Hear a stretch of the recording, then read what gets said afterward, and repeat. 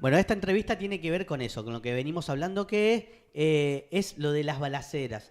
Pero queríamos poder tener la otra mirada. Digo, en esto de hablar con vos, que sos docente, queríamos también saber qué piensa el estudiantado, qué piensan los estudiantes que son los otros afectados también sobre esta cuestión. Para eso estamos en comunicación telefónica con Martín Gazzotti, quien es referente del Movimiento de Unidad Secundaria. Buenos días, Martín. Nahuel y Erika te saludan. Buenos días, ¿cómo están? Bien. Bueno, nosotros, no sé si tuviste la posibilidad de escuchar un poquito de lo que veníamos transitando con respecto a este tema Ujú. y queríamos saber sobre todo, bueno, qué reflexión hacen ustedes sobre lo que está pasando, qué charlan con sus compañeros. No, mirá, nosotros vivimos una situación muy complicada, eh, porque a su vez cuando crece la inseguridad en la escuela, crece la violencia, sería, porque no estamos seguros afuera y eso a su vez nada, genera violencia adentro de la escuela y los pies están muy asustados. Claro.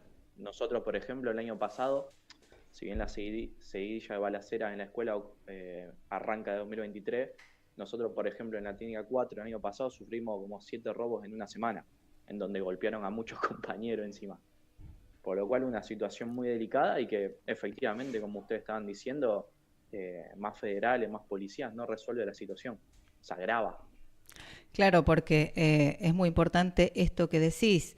Si bien hasta ahora hablamos de lo más saliente que dejó, digamos, el reclamo de esta semana, no solamente pasa eso en las escuelas, sino también que los estudiantes exigen poder ir a la escuela seguros. Esto de, yo pensaba todo lo que nosotros vivimos cuando íbamos a la secundaria.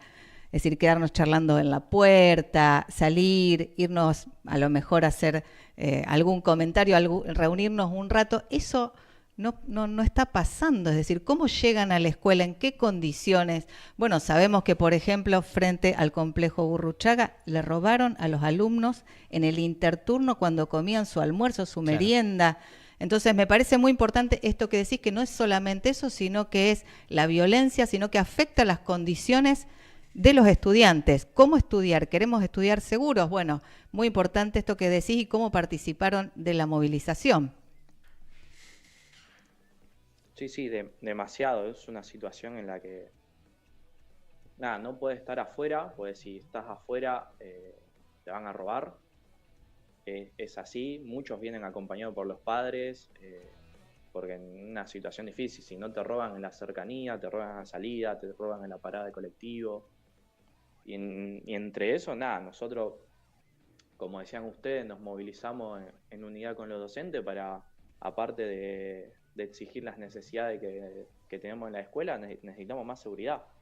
Porque si, si no te roban las cosas dentro de la escuela, como pasó en la Burruchaga también, que le robaron material de estudio, te roban en las cercanías.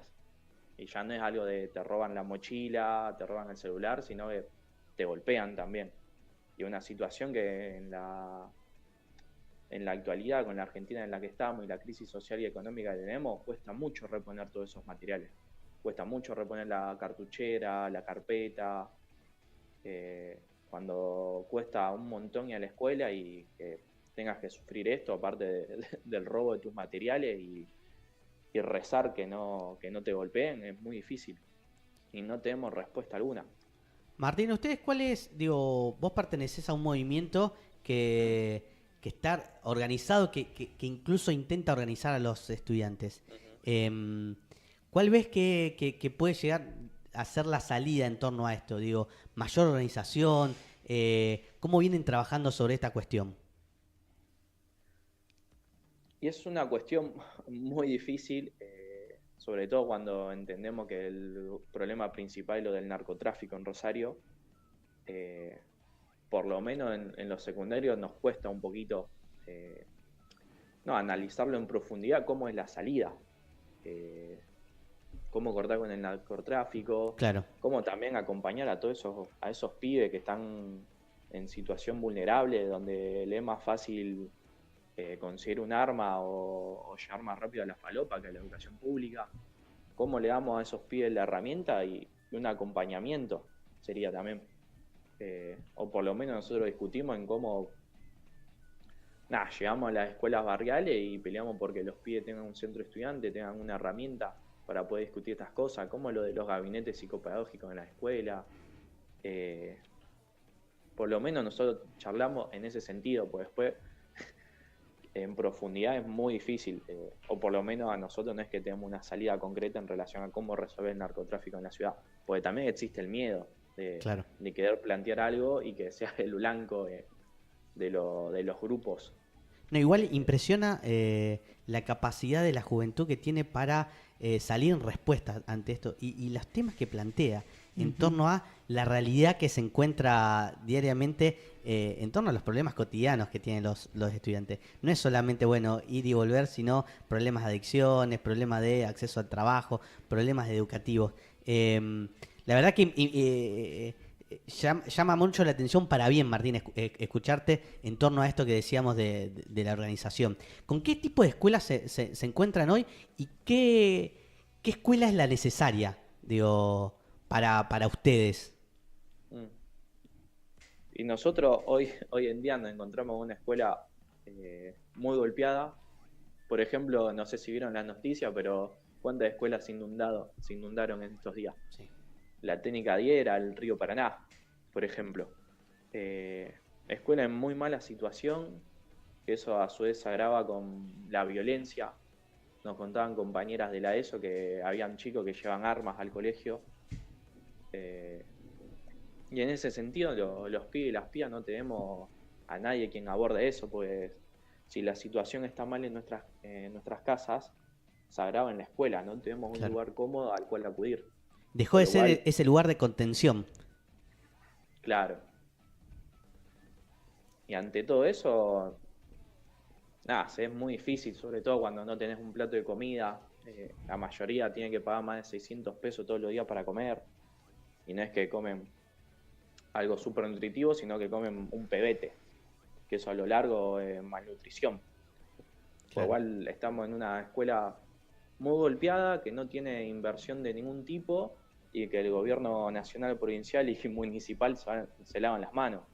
Y lo que nosotros discutimos es que necesitamos una escuela en la que todos tengan acceso, una escuela en la que está el servicio del pueblo y una escuela en la que todos los chicos y todas las chicas nos sintamos cómodos. Bien, bien. Bueno, es muy importante esto que decís, trajiste otras cuestiones. Parece que no alcanza el tiempo para hablar de todo lo que estás planteando, todo lo que está pasando en las escuelas, porque esto que mencionás también está la cuestión de la técnica 10, la escuela 471, vimos la situación de los talleres, entonces me parece, muy interesante cerrar con esto que decís, la escuela tiene que volver a ser ese lugar desde donde pensar el futuro, donde podamos estudiar y proyectarnos. Así que seguramente vamos a seguir hablando en alguna otra oportunidad, esperamos que no para esto, pero con Martín. Así que te agradecemos muchísimo, gracias por estar en el programa y hasta cualquier momento.